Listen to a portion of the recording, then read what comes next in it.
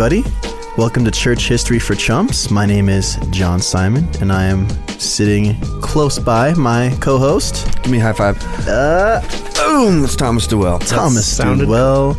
And our wonderful guest for today, a very important returning guest by the name of Dr. Brad Mella. Brad Mella. That's cool. Pew, pew, pew. That actually sounded pretty good. Yeah, Did it? Cool. Yeah. Okay, that's good. Well, Brad, thanks for being back with us, man. I'm back. Last time I was here, we talked Celtic Christianity. We did. And I released that on my podcast as well, Freestyle Theology. Mm-hmm. People loved that one. Dude, people told us for a long time after that episode dropped how much they appreciated it. Yeah. And I don't think it's just because Celtic Christianity is like kind of a buzz term. Like, I think they really just enjoyed a lot of the nuances that we explored. Yeah, digging in. And we couldn't have done that without you. Well, actually, we could have, right, Thomas? That's great. You know, Brad's like when you have the option to do like a higher octane gas. You know, when you're filling up the pump. Premium. Brad's a 91. Yeah, there we go. I like that. Thank Diesel. you. We're 87. You're 91. That means a lot. Mm-hmm. Yeah. And on my podcast, I'm an 87. Okay. On mine, and I try to bring on 91s myself. Does that make us 91? Yeah. Okay. Oh, yeah. Welcome to Freestyle Theology. I'm your host, Brad Mella. I'm here with some guests today. This is John Simon and Thomas Duell. Hello. What my up? pals from Tucson, Arizona. Couple of all kinds of things. Tri-vocational pastors, missional people, church history buffs, and yeah. Yeah, there we go. I love that because now people are like, I don't even know what I'm listening to anymore. Yeah, this you're gonna leave that in. Yeah, I think we might. No, it's always a pleasure to have you, Brad. Brad's visiting us from Hamilton, Ontario, 40 minutes away from Toronto. And yeah, why don't you give us, we've been talking a little bit before, but why don't you share just a little bit about some of the stuff you and your wife are up to these days? Oh boy. Well, let me see. So I am a trained academic. I'm a church historian, but my focus is actually on colonialism and Christianity in that era and Indigenous people. But I love the whole gamut. I like exploring Christian communities across time and space, getting to know their world and seeing kind of what they made of the gospel. So I release a lot of videos. I love exploring Christian diversity. Mm-hmm. So you can catch me online on Instagram at Freestyle Theology if you want to just learn all kinds of stuff about different eras of church history. So I do that. I teach, and then my wife Brielle, she's the most gifted person I know. She has started out her journey. She started out her journey as a musician and has starting to transition into some pretty cool sound healing experiences. Yeah. So it's like taking music in a very different direction. Mm-hmm. So we have a bit of a weird life. Couple of daughters, do some homeschooling. I do most of that. Just both of us trying to live life out loud. That's so cool. Yeah, I love that. It's a cool life stage. Yeah. Just, I'm down with it. Mm-hmm. Yeah. Do you guys say 10 toes down in Canada? Who? No. Oh, okay. I think it's 8 kilometers down. 12 kilometers. 10 toes down? Yeah. Mm-hmm. Yeah. I don't know if... Am I culturally appropriating when I say 10 toes down? No. What culture would you be appropriating? I don't know. I've heard it in rap songs, so I was concerned. 10 toes down. Yeah, no, it just means like you're very committed. Very committed to it. Yeah. I'm 10 toes down in the Tucson game. I love that. Mm-hmm. So you're 10 toes down. It's like you got your 10 toes. Yeah, you're in rooted. the ground. Yeah. Ah, cool. Yeah, it literally means being committed to something, and it has its own entry on I think Urban Nipsey Dictionary. Hussle is the first person I heard say it, and so I was, just didn't know that dude was 10 with toes the culture. Down. Yeah. Yeah, that's us, basically. What you're summing up is 10 toes down. That's us. Yeah. Solid. Yeah. Okay. Well, so we've got a couple of episodes that we're going to record with you, Brad, if that's okay. If we have time. Yeah. I know. No, but the funny thing is, we heavily teased this topic when we were still talking about Celtic Christianity like a year ago. Oh, yeah. Because we were so excited, both Thomas and I, about kind of unfolding some of the history of the very, very controversial North American Indigenous boarding schools. And a lot of this was topical because I think it was around a year ago that the news reports had kind of found, what was it, like all these remains of native indigenous people under and around these boarding schools in Canada. This. Yeah. So it was a very, very pressing conversation a year ago. I mean, I don't think it's any less relevant today. But that's kind of what we're gonna crack today with Brad. We're gonna talk about that. Yeah, that was with I think it's called ground penetrating radar. Oh, that interesting. They started to use because there's so much that happened in those schools that was sort of covered up and ignored because it was very shameful. Sure. Just from the very fact that they just really didn't work. They failed to accomplish the goal they had. So people didn't even really know about all the horrors that were happening there. Yeah. So yeah, there's lots of bodies of children. It's not just, because there's this debate in Canada. This thing we always get stuck in. Is this a cultural genocide or a real genocide? And I every time that conversation comes up, I'm just like, this is a strange conversation. I know it's important to define things, especially genocide. I get that. But cultural genocide really was just a way of being like, we're going to eliminate the people as they are. And kind of re-engineer them into something else. Yeah. And there's a lot of actual bodies along the way when you try to do that. I'm trying to remember exactly when some of those really mainstream headlines hit. This is something you had to have been studying for a long time already, and then it was like some of the more graphic findings came out. Right. And it was already a field you were working in.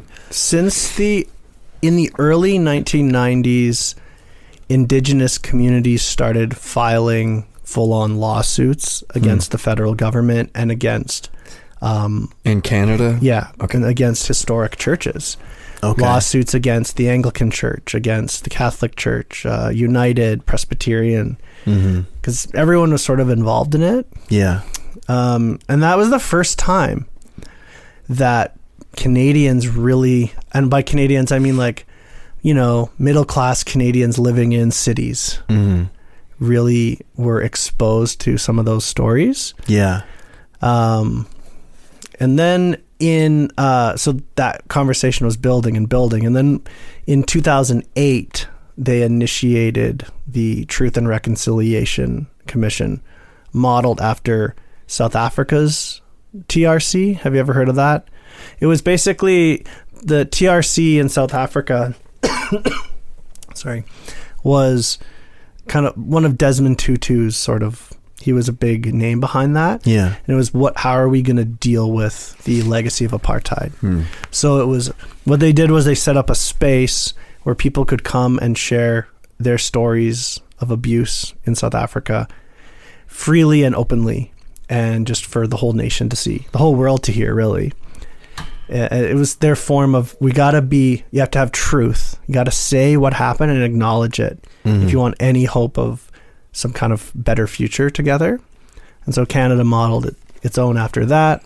So that was from 2008 to 15. It was this cross-country tour where Indigenous people locally could come and share their stories or the stories of their parents and grandparents.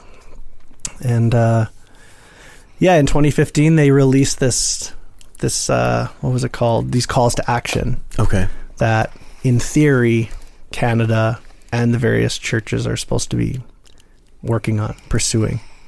So it is a conversation up in Canada that's kind of everywhere. Okay. I was studying it kind of from a different perspective.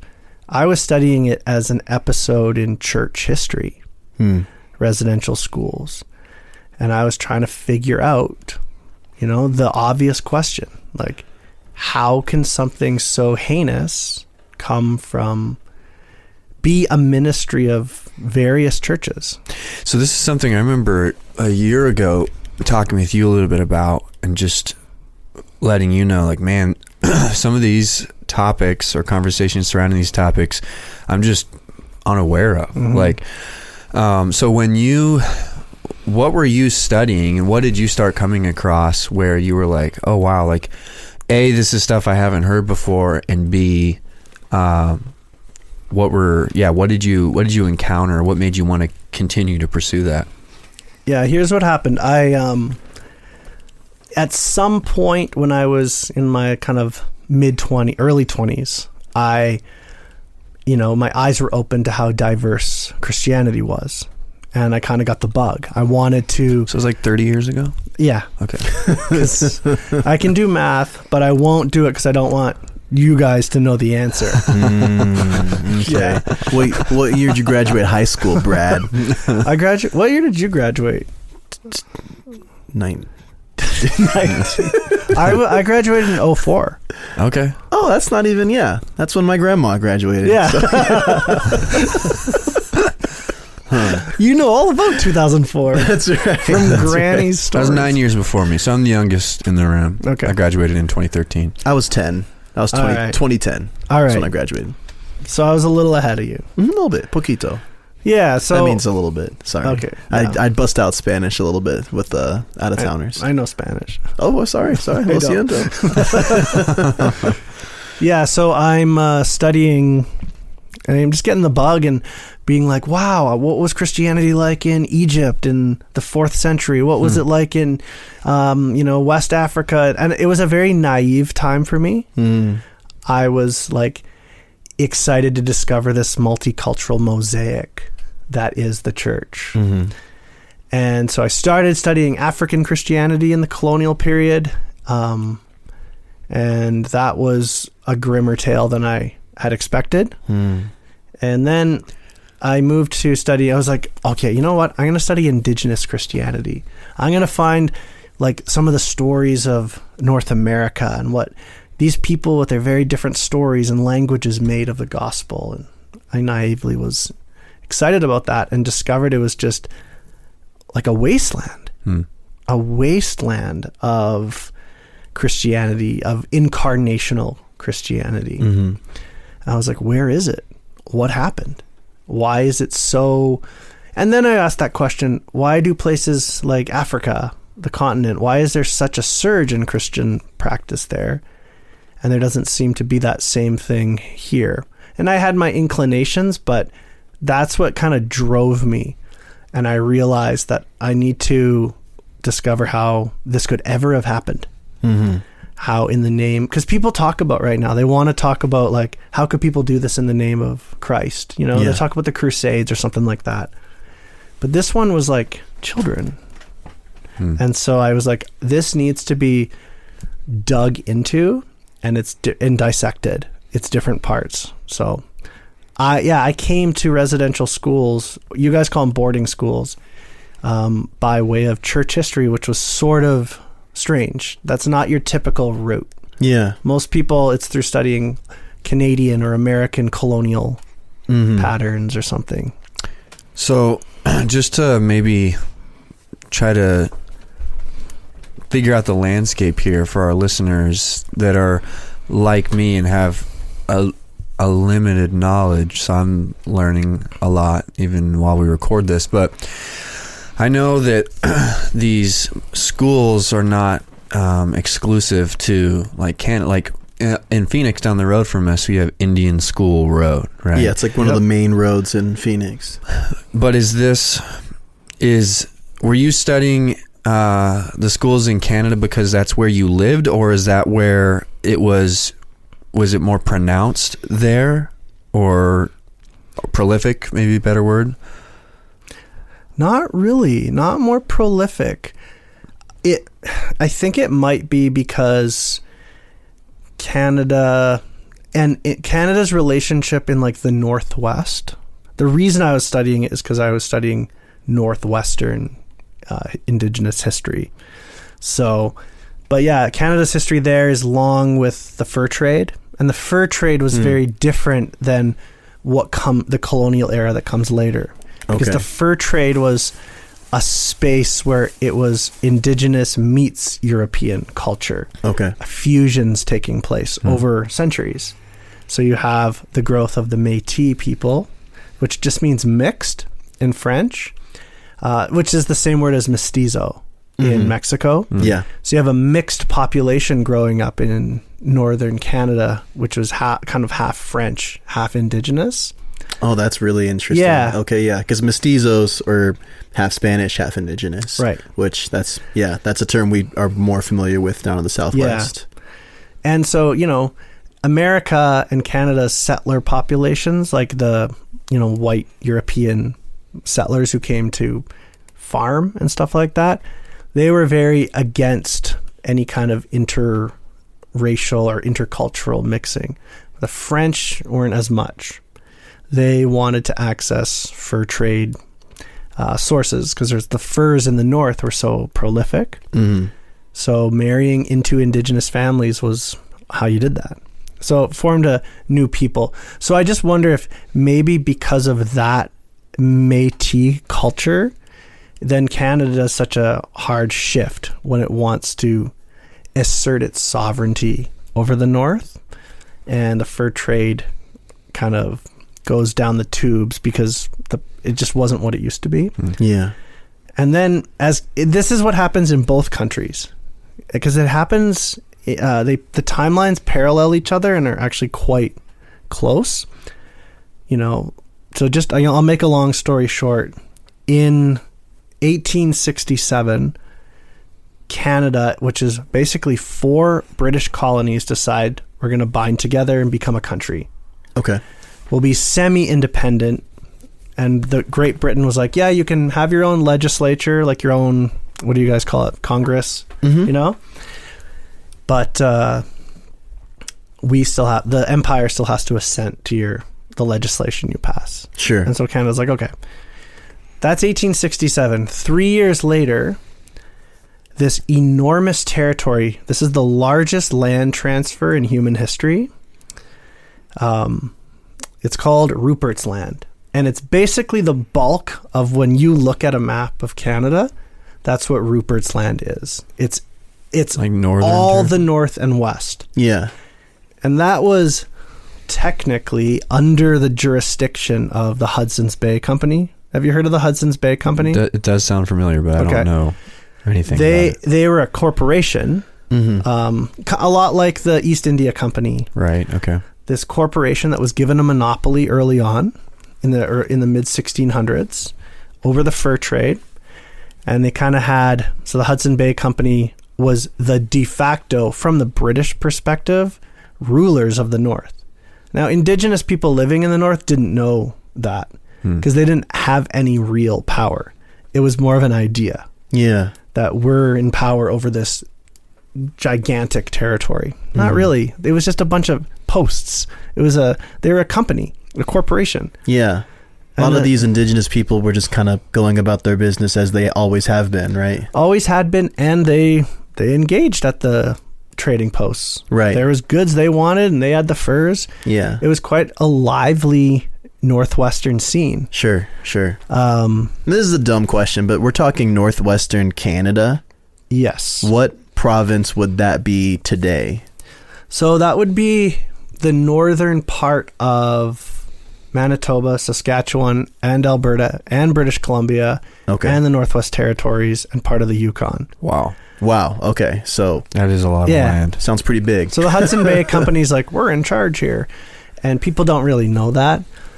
But in 1870, their monopoly expires, and Britain asks this new country of Canada, if it wants to purchase the rights to Rupert's Land.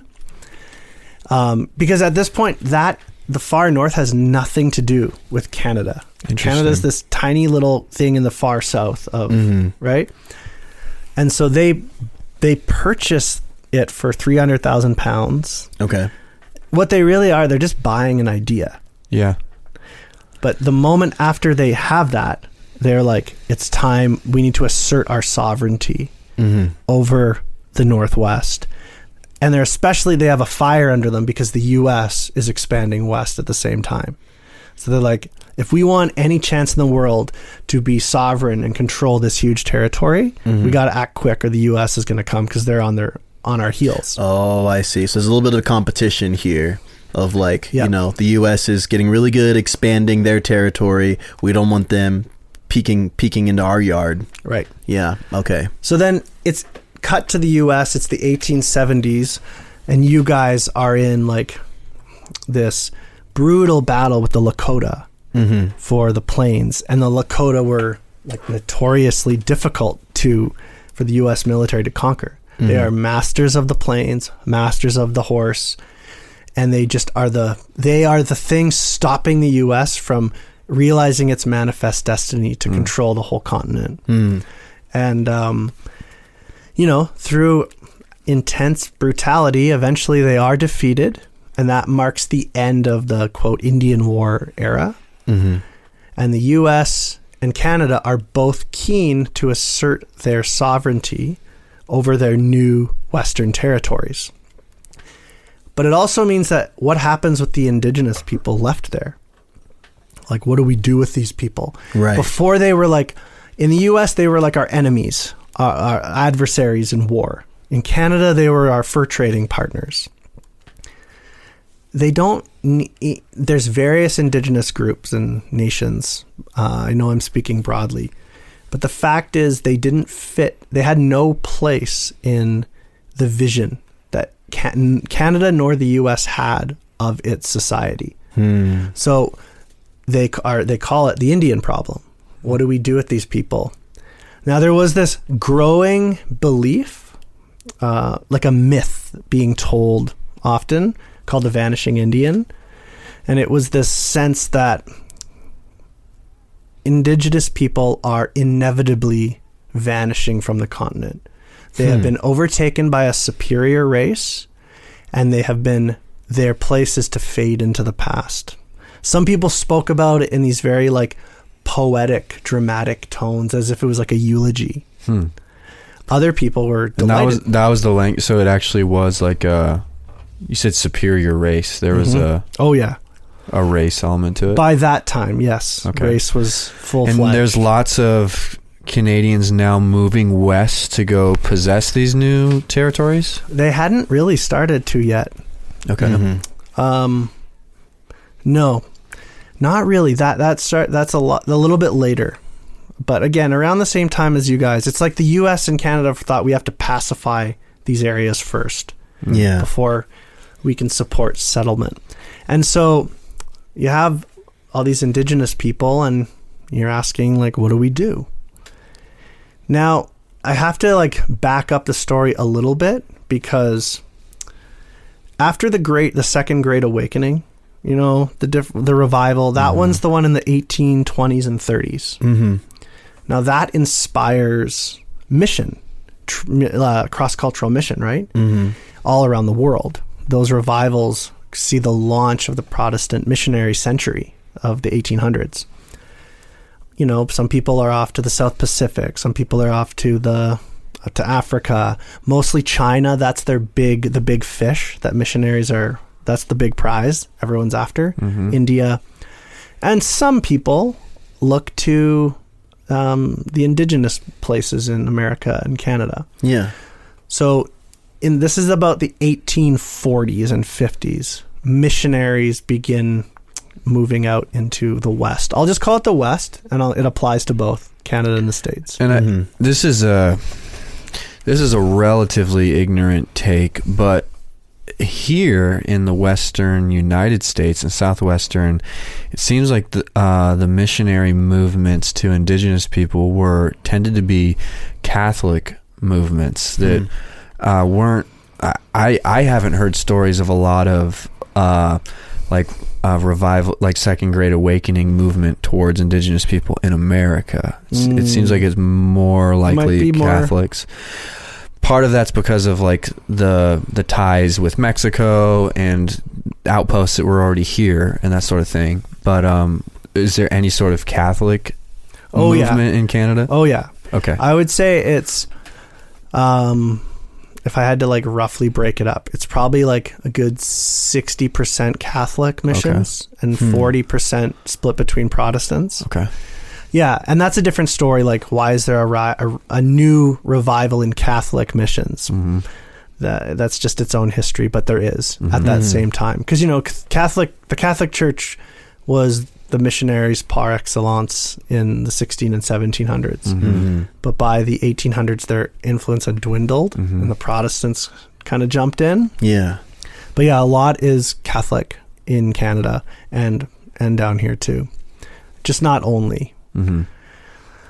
So this is the 1840s, 50s, and they're thinking, hey, you know, we want these native people to convert to Christianity, right? That's the kind of evangelical impulse. We want to save souls.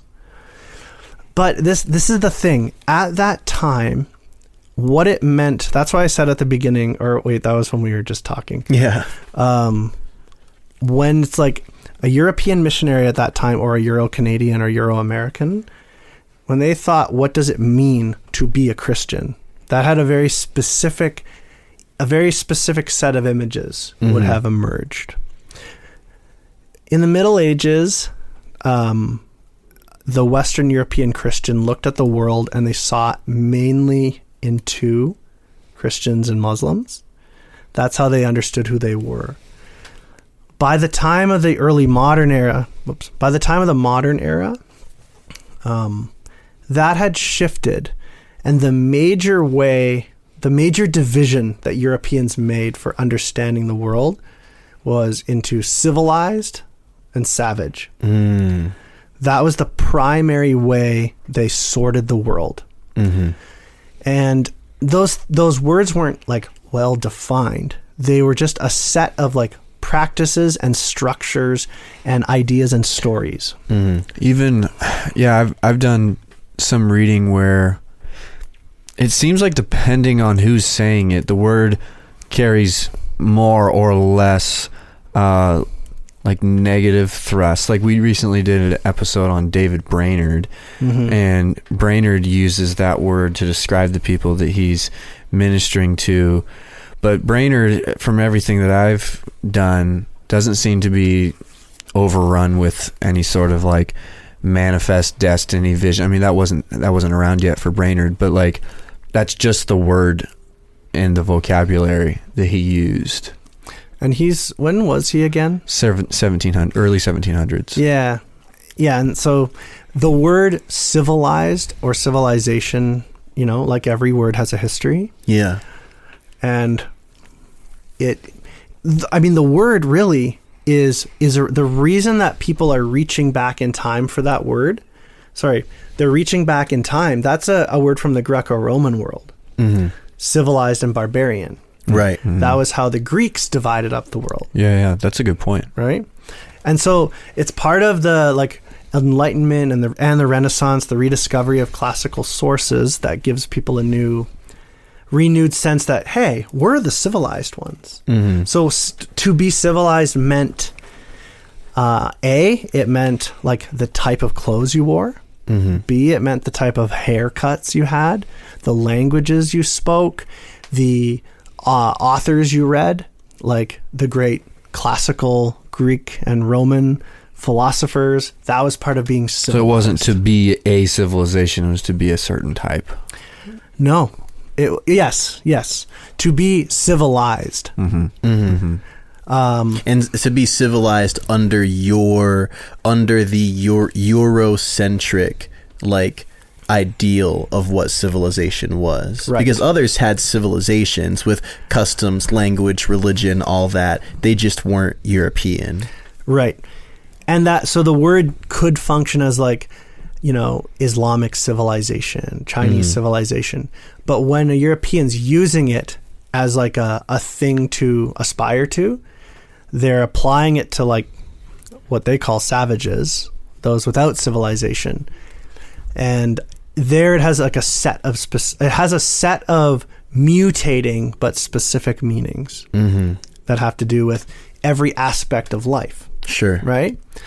It's actually it's almost its own full worldview.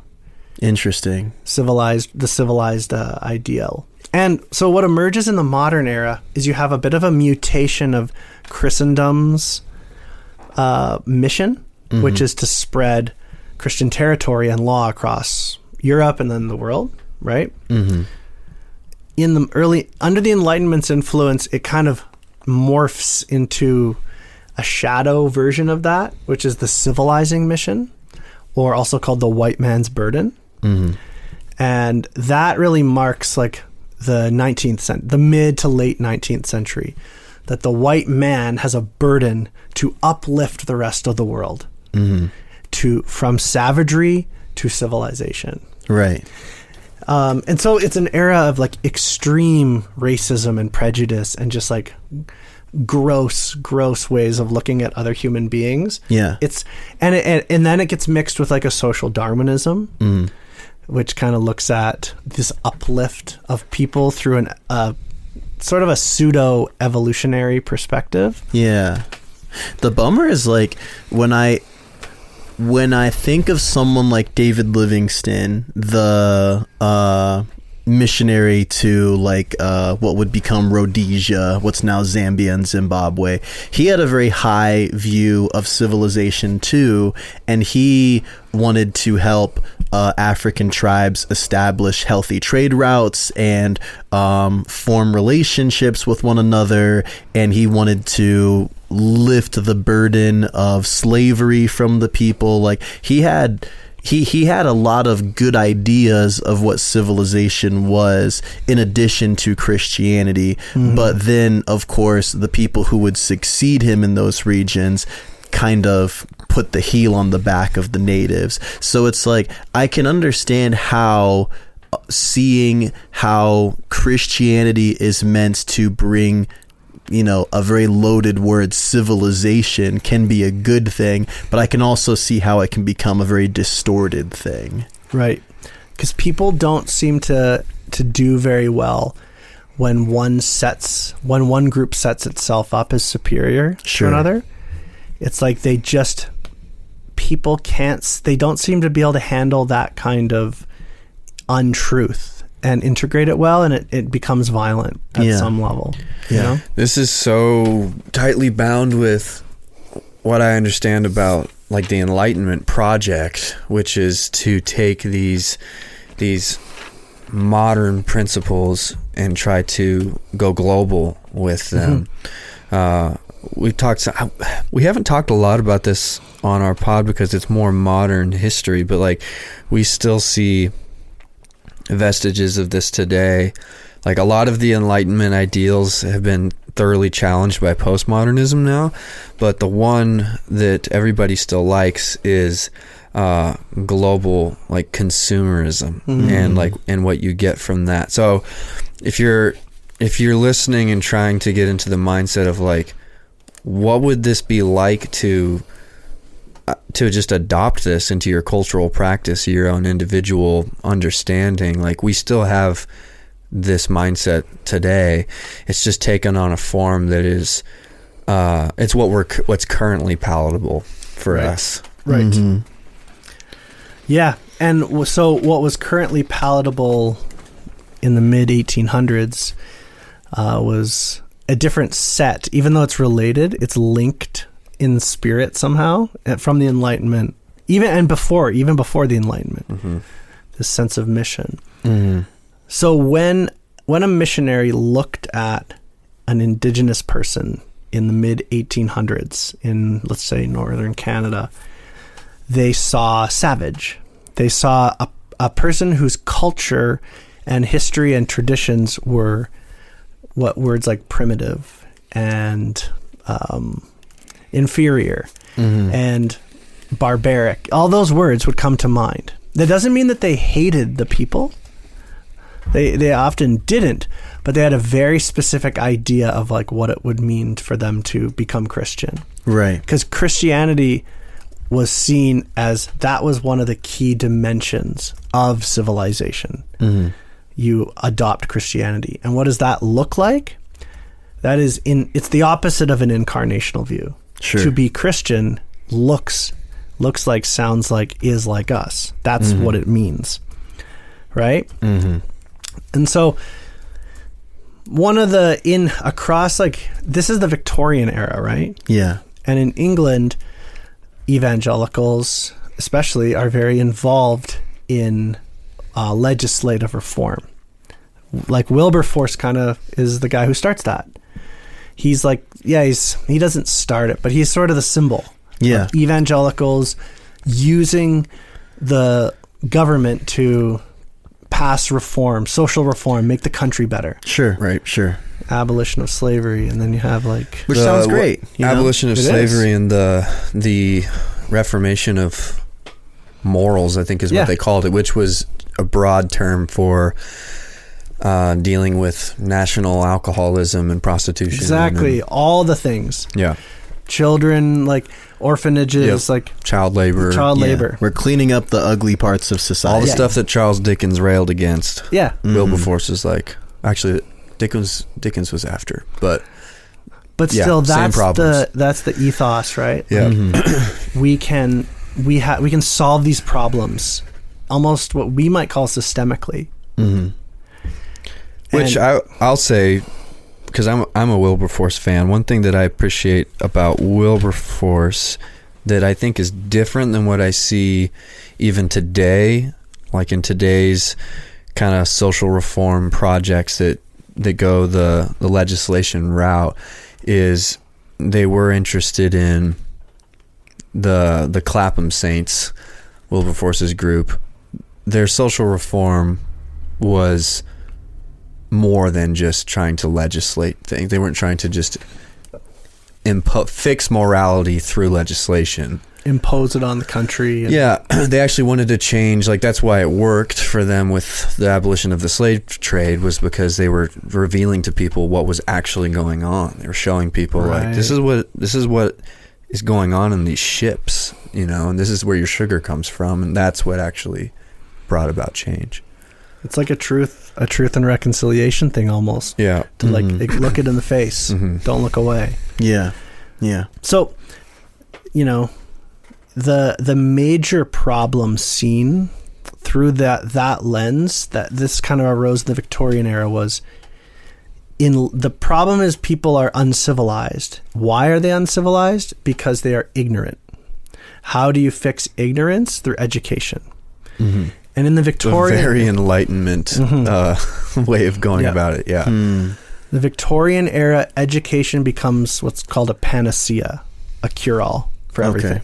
Wow.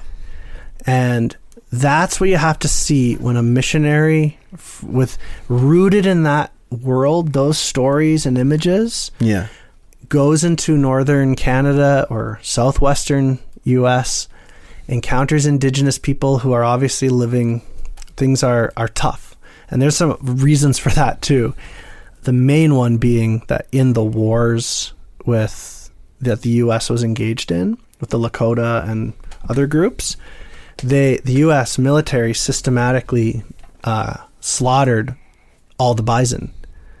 They killed every bison they could. Mm-hmm. There's this haunting, horrible picture of, just search mountain of bison skulls and you'll see what they did. That sounds like a death metal album. It looks like a death metal album cover, but it's a real picture.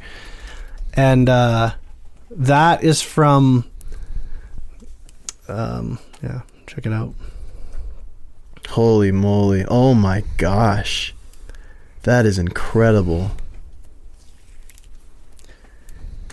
Wow. Whoa.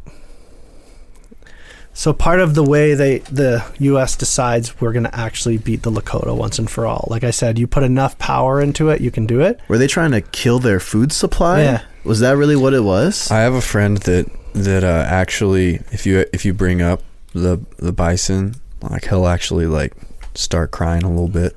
Like, he gets really upset about this story. Like, he's... Yeah. That's so, man. Let's undermine because the bison was to plains and Western Indigenous people kind of like wheat. Yeah. Would be It's absolutely fundamental. It's absolutely fundamental. So the reason that Indigenous people are so impoverished by the 1870s and 80s in such a bad way is because of that. Mm-hmm. As long as they had the bison, they could do anything, you know? I can't believe I've never seen this picture before. Mm-hmm. Yeah. So I'm really just saying that to say missionaries arrive, Indigenous people, things are rough.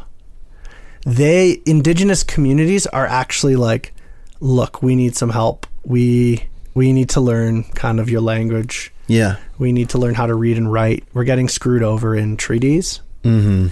We need to learn how to read and write. And so the answer seems to be, for the different missionaries, we could make schools. Yeah. Initially, these schools were in the community. Like, a missionary would be given permission by the community to build one or do some education. Mm-hmm. And the parents would be able to have their say. Like, yes, you can teach my kid, or no, you can't. Sure. They had no what's called hard power. Yeah. Missionaries, they had no hard power. You had to opt in. Yeah. But that's what I was trying to say at the beginning, where when Canada and the US, when their goal shifts and it's we need to pacify and extend our sovereignty over these territories, now you have the state. You have the state coming in with its money and its power, and they say, you know what? Churches, these missions are already doing the education thing. What if we fund them? And we take this to the next level.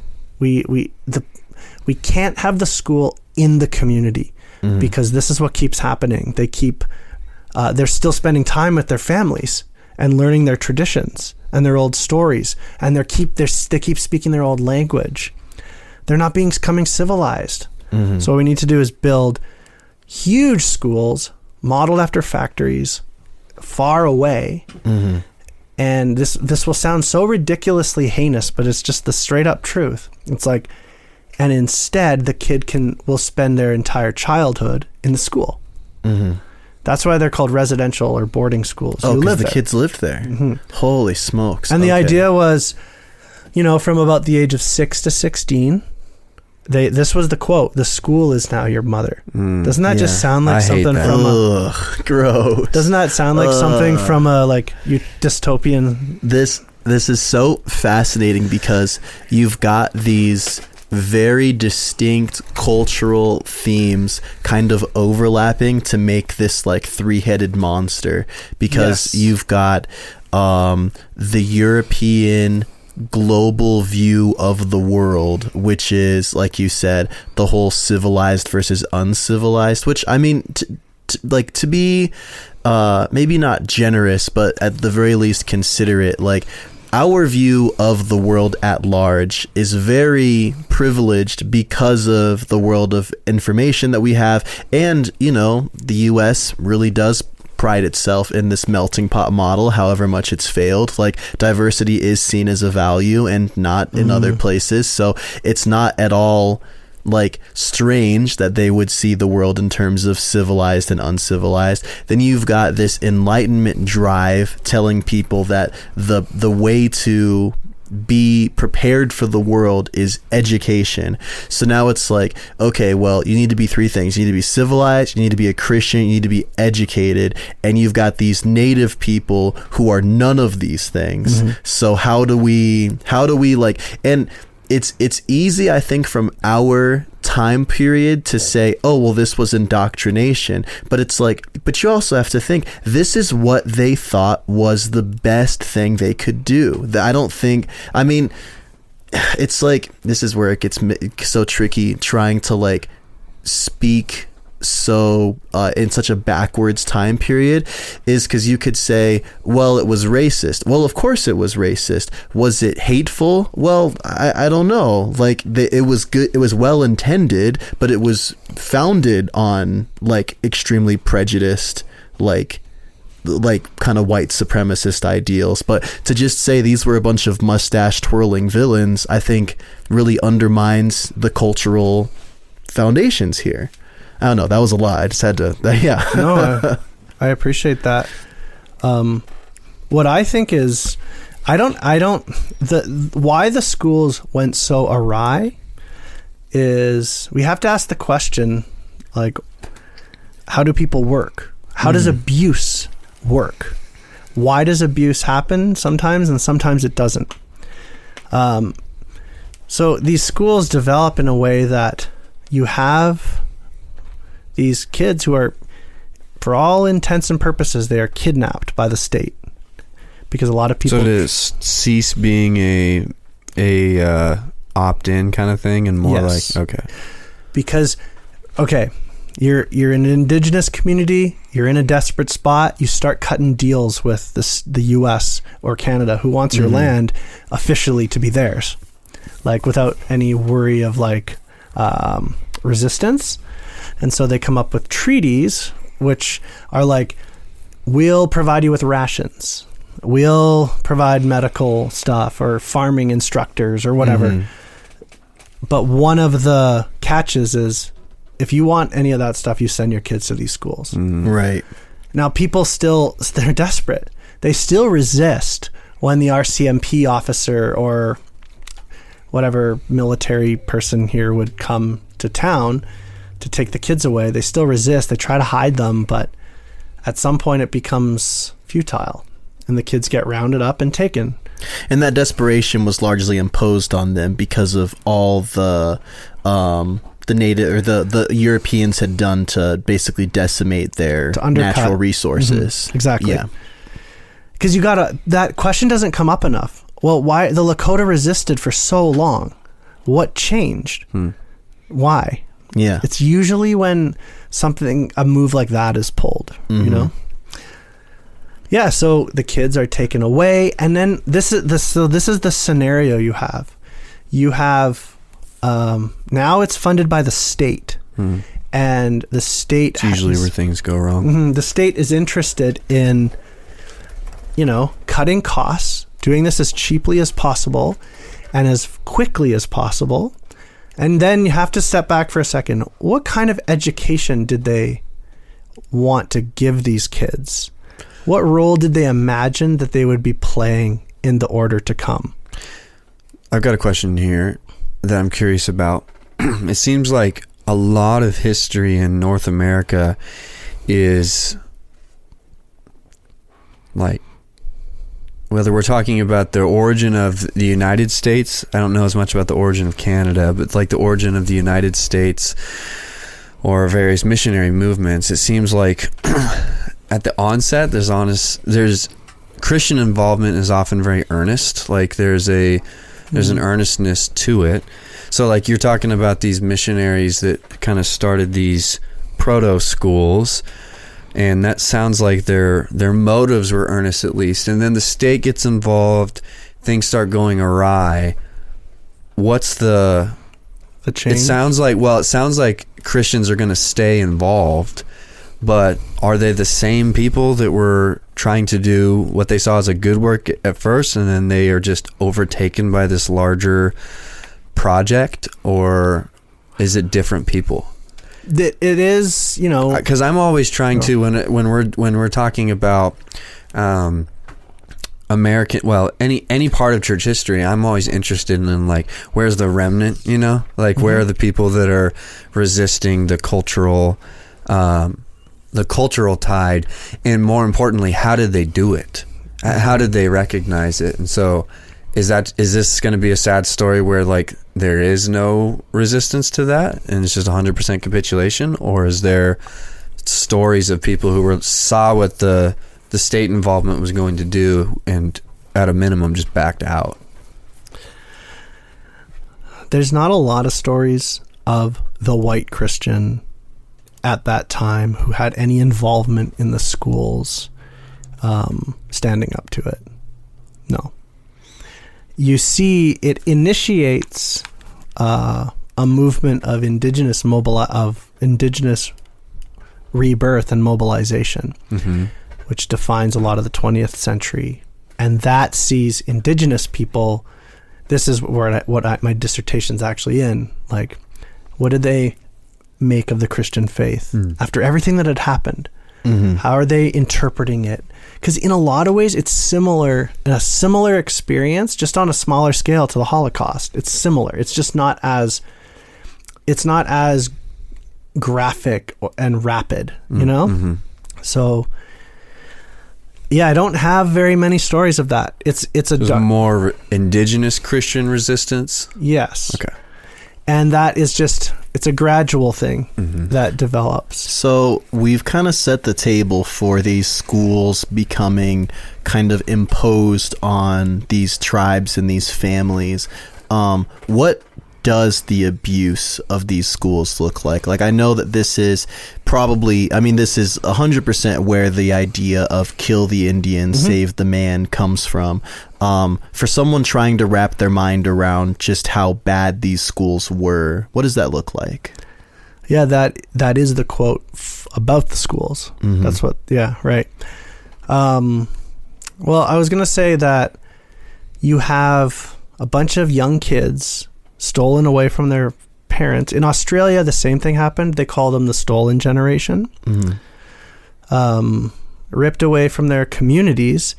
One of the reasons for doing that was to sever their ties with the land, because then they would be willing to turn it over to the state without any emotional connection, because Indigenous people in the land have there's an intimacy there. Yeah. But yeah, the education was designed to make them workers, second-class laborers. That's what they were learning. They weren't learning Plato and Aristotle, and they were learning how to be a grunt on a farm or in a factory. Yeah. So this is what I said about how abuse works. When you set up a situation that the power differential is so radically different, where you have a couple of people who are probably don't really want to be here, living in the far north, and you kind of invest them, the state gives them the power to do kind of whatever they want, and they're taking care of a ton of children who, you know, don't speak the language, are terrified. You know, the trauma of just being taken away is enough to live with a kid for the rest of their life. And in that kind of context, it's like soaking a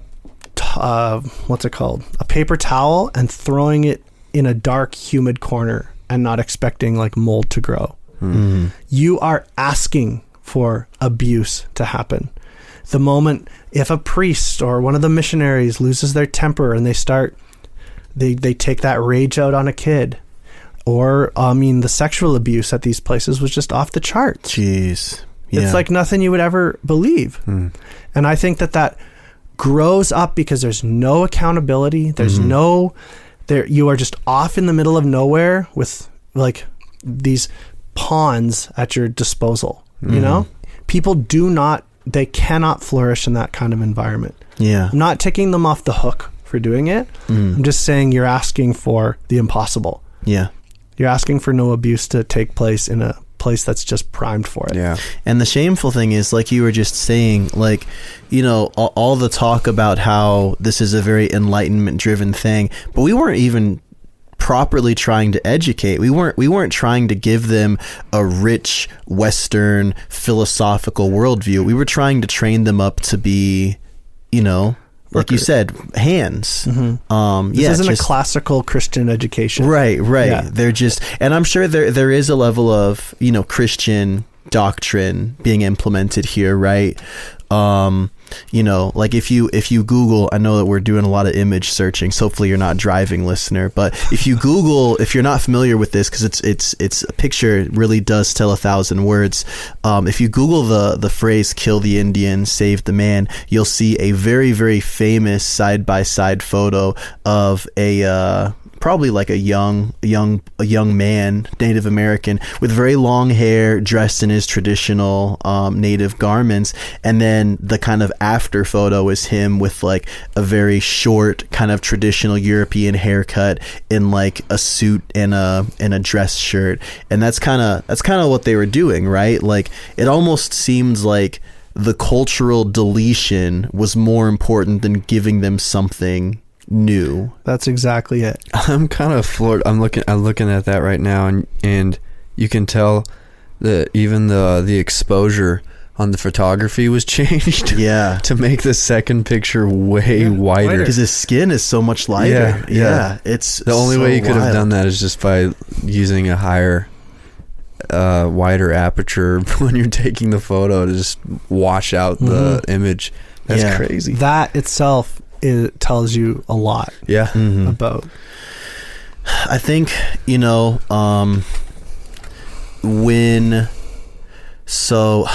there's so many thoughts running through my head right now. I think of I've got a sister with an intellectual disability, and the history of the mentally disabled in our country is weirdly similar to the treatment of Native Americans, because there was this view that they were subhuman because they could not contribute to the consumerist grind like the rest of us could.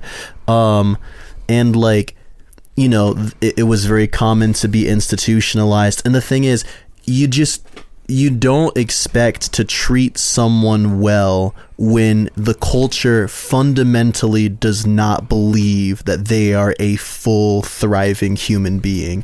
And it sounds like what you're saying, and I think not beyond what you're saying, what history shows us is that even the best of intentions, and I mean, Thomas, you're talking about the remnant. Like, I have no doubt that, like, the remnant was there. I think they were probably Christians who were there. But what kills me, and I think what can just destroy us and our faith and the way that our faith expresses itself on the world is, like, when you fundamentally see someone as subhuman in some way, like, it's going to cripple your intentions. It's going to drive you towards abuse. It's going to be rooted in all types of prejudice. And it's hard to break that. Like, it's really, really hard to break that. That's the story of chattel slavery in America too. Just like when you make a certain series of assumptions over a long enough period of time of what the status of someone is in the eyes of God and man, then kind of opens the door for all sorts of insanity. Well, dude, I'm even thinking of, like, I know, again, like, I group homes. I know of people who have lived in group homes where you've got a couple parents who have half a dozen foster kids coming in and out of their household all the time. These foster kids have been living well below the poverty line, family probably substance users, all that stuff. Like, and the people who own these group homes are just collecting checks. And because these kids belong to the dregs of society in their minds, they are subject to all types of abuse and mistreatment. And so this is still this ongoing thing of, like, it doesn't matter if the system is supposed to work if there's no accountability. And this is why, like, in my church and in churches in general, I'm a huge advocate of having as many measures to prevent abuse as possible, because it's like, it doesn't matter. It doesn't matter how many Christians you can get around or how good your intentions are. Like, certain people in certain vulnerable positions are always going to be just that vulnerable. And that's a good word. And there's small little changes you can make to reduce the potential of that by a ton. Sure. And I think sometimes we expect too much just to be like, we're going to be good. We're going to use our willpower and tough it out and be good. But our willpower doesn't work well when life crumbles around us. You need to have, like, you need to think ahead, right? Yeah. And these schools, yes, they're the extreme, but I know people have been in, that's why this isn't just a Christian thing in these schools. This is, I guarantee you, this is what's happening in the Uyghur concentration camps in China. They're basing what they do there off of what we did. And I hate to say this, but it's true that Hitler said that that way of doing it was inspiring. He drew from how he said the way Native people are, that's what we want to do. Yeah. Isn't that crazy? That's awful. What I wanted to say with what you guys are talking about is it really matters what stories we tell ourselves about other people. Mm-hmm. Because chattel slavery, indigenous savagery, those are stories. Those words are stories. The word civilization itself is a narrative. It's compact. It's one of those words that, what's it like when you, it's not a code word. It's just like it means a whole world of things when you say it. It's like a shorthand. That's what I mean. Yeah. Yeah. Just like the word covenant is in scripture. It's a shorthand. Mm-hmm. There's a whole history just in that word. Yeah. That's what civilization's like. So it matters what stories we tell about other people. Yeah. Something that's coming to mind is just the importance of Christian discipleship and how to prepare people for a missionary encounter with culture. When we did our Salem witch trials episode, it was kind of fun because like we told the story, and then at the end, you and I were like, "So what really happened there?" And it was interesting because our perspective was that there probably was something evil going on in Salem. There was probably some witchcraft, but the demonic project is always the destruction of the human person, and there was demonic influence on both sides of that little scene there, you know, as the church completely lost sight of every semblance of biblical justice and church discipline and everything that should be a part of how Christians see the world and learn how to deal with not only just relational problems but like spiritual darkness issues. And what ended up happening was the destruction of the human person and justice going out the window. So I think about I'm kind of thinking about that with like this scenario where I don't disagree with a missionary who would be looking at Native American tribes that worship spirits and see like the demonic influence, as you know, I would call, I think along with James, like anything that departs from the truth is in some fashion demonic. So I'm not always just talking about, you know, like Hollywood, you know, demonic. But the response to that is really important. Like how do you know, engage with cultures that are more or less set up against the one true God and or don't know about the one true God. And if you do it wrong, then the church at times in history is in danger of participating in the demonic through the destruction of the human person. Right. It also lacked, like, on the one hand, like I get that and agree in a fundamental way. I think there was a extreme lack of curiosity about who these people were. And when we say they worship the spirits, it's like, you don't know what's going on here. You know, yes, there's certain things where there's fruit and you can tell like unhealth is the result of this or destruction of the human person. But, you know, if people in the in the Greco-Roman world had treated Greek philosophy like that. I just did a video today about Justin Martyr and the old man on the beach. Right? Do you guys know that story? I'm not familiar. Oh, really? Yeah, so Justin Martyr, he's born in the year 100 in Samaria, which was a Roman province, and he was he believed in pursuing the true quest of philosophy, which according to Plato was the end of philosophy was the face of God. That was the goal of it. And Justin Martyr was like, I'm legit 100%. I actually want to pursue the philosophic life. Not a Christian guy. According to the original intention. Philosophy was originally a religious quest. By his day, it had become a lot more of like kind of like education is now, where it's like they have people fighting for funding and trying to get recruits and blah, blah, blah. So he was disillusioned with that, studied under the, kind of like Augustine, bouncing from thing to thing, studied under the Stoics, Aristotelians, Pythagoreans, Platonists. found them all wanting in some way. He hadn't experienced his metabole, which meant like the awakening to reality. So he's near the sea, and an old man appears there, a Christian, and the old man engages Justin in Socratic dialogue. Oh, I have heard this story. Mm-hmm. Yeah.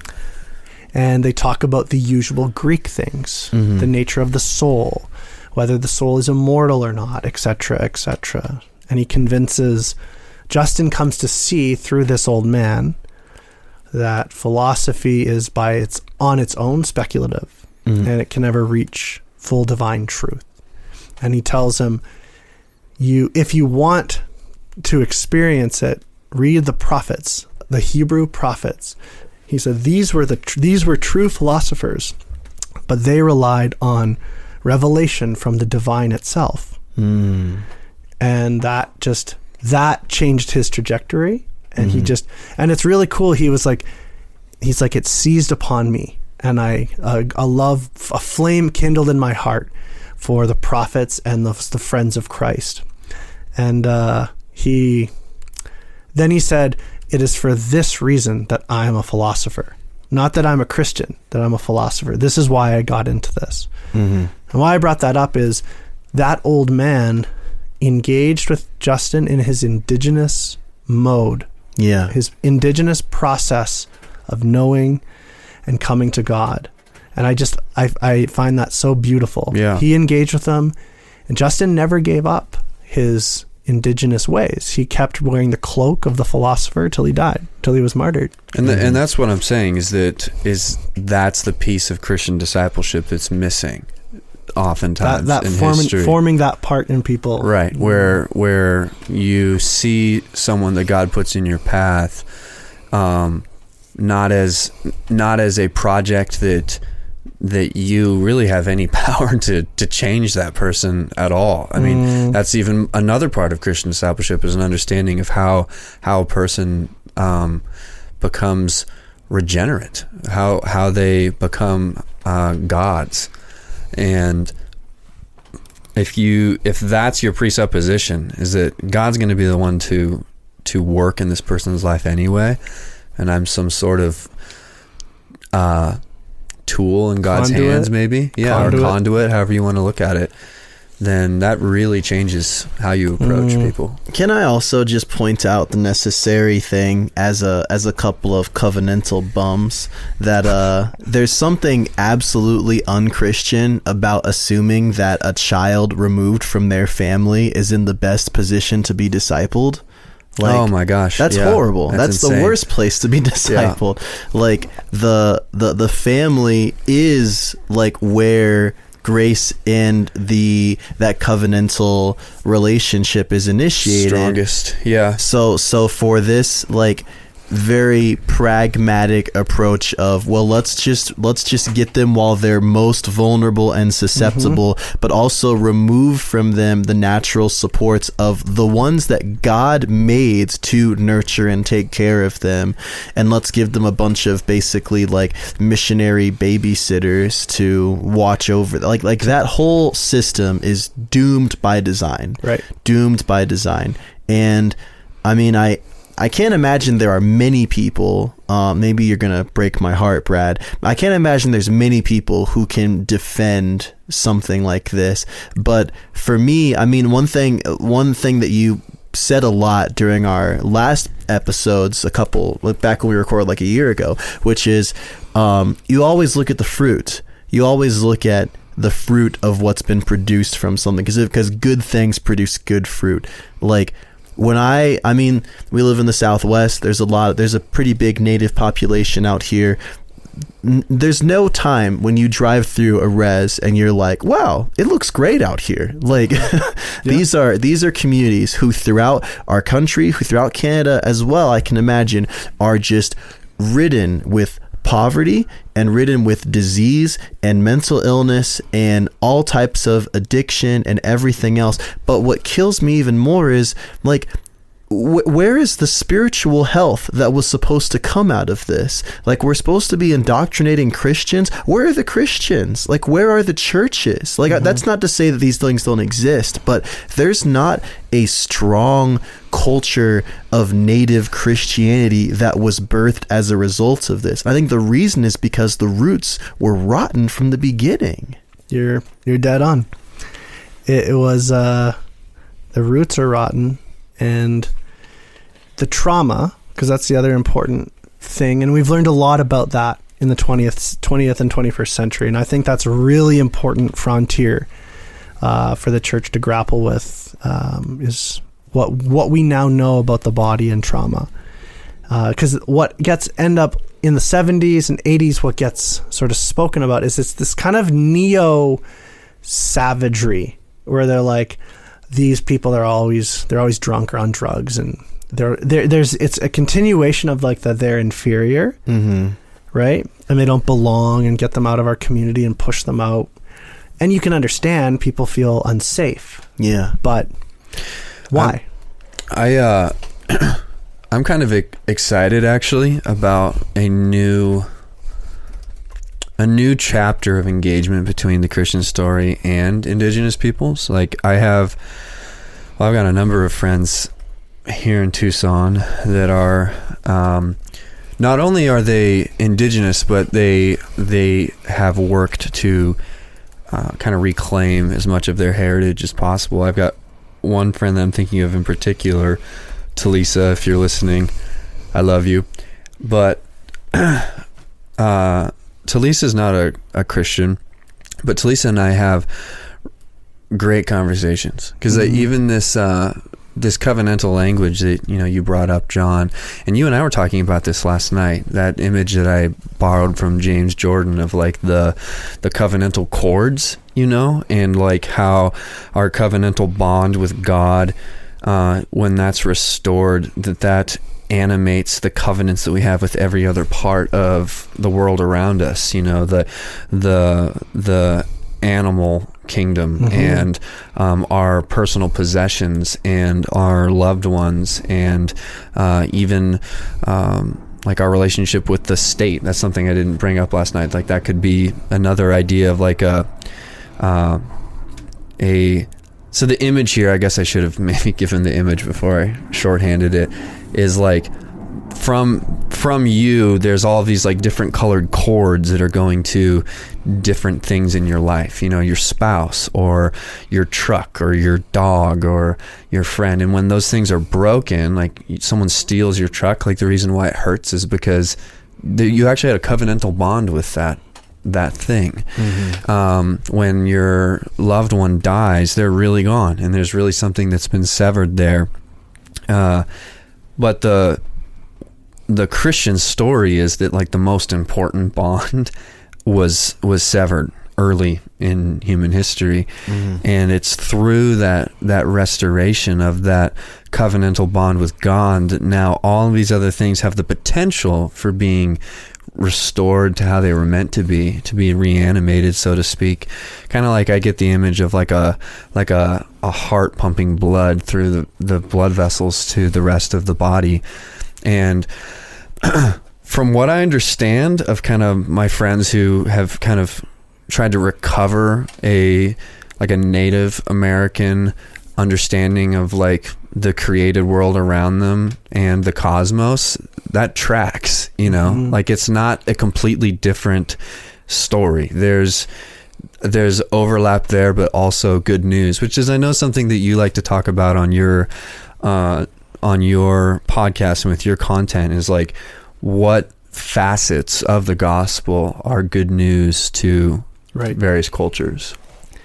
It was the indigenous peoples of North America were really, I'd say, socially and emotionally mature.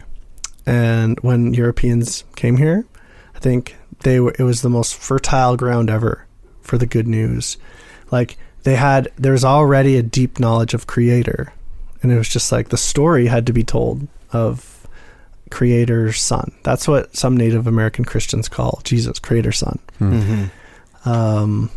And so that ends up being the story, at least of the late 20th and early 21st century. And it's something that I have to say, like, Indigenous people, yes, the project, it's called the Aboriginal Healing Movement. That's the big kind of name for it. Yeah. And communities are seeking to heal from alcoholism, break addictions, become good parents. And a lot of that has to deal with unpacking the rage and the grief that lies deep within, that has even been passed on from one generation who like was kind of devastated and didn't know how to parent, and then pass that, right? So people take healing seriously and cultural reconstruction.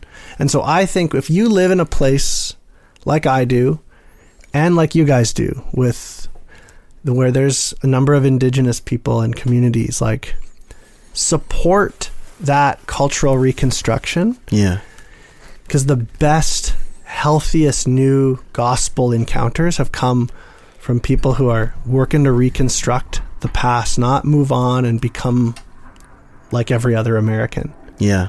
Yeah. So it's so, we have such an interesting opportunity right now because colonialism did do so much damage, and I think that when I think of my experience with colonialism, it's less through the native lens and more through the African American lens, because that's my heritage. My dad's black, and so there is so much that I think, like, I do think that the generational trauma reality is very apparent, and as people who are inheriting this newer and I think truer missionary paradigm, we get to engage things in maybe ways that they probably should have been engaged a long time ago, but now there's these newer opportunities for new conversations. And I know we joked when we were talking and just kind of catching up earlier about how we often like to end things with something redemptive, even if it's artificially redemptive. But I do think there is like a really cool kind of silver lining, even with this being a really, really heavy topic. So, and we may like to end things in a redemptive way, and that's because that's our deepest longing. Yeah. And it's the story that we're living in. That's right. Is that we don't know what our ending will look like, but we believe that it will end redemptively. It's a recurring theme in Christian history. We even see it in a microcosm in the first century. The Christian project begins, the New Covenant age, and really quickly the wheels are falling off in multiple areas. Yeah. And there's work to be done there to go, oh wow, like either like, oh, that didn't work, let's do it a different way, or that was sin and we need to change course completely. Yeah. Well, thank you, Brad. This was worth the wait as far as topics go, even though it was a little bit of a downer, but I think it was necessary to be a downer for as heavy of a topic as it was. Yeah, thanks for letting me spout about all that. And yeah, man. Walk through the history. I appreciate it. Anytime. Well, let's wrap it up. But listener, thanks so much for being with us. We'll catch you next time. God bless you.